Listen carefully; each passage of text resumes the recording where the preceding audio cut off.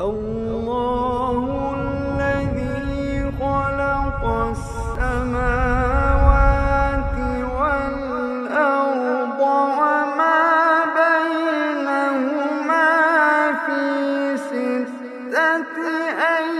أيام ثم استوى على العرش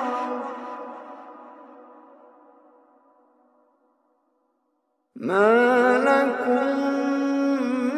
من دونه من ولي ولا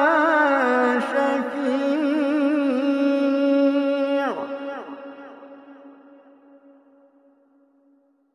أفلا تتذكرون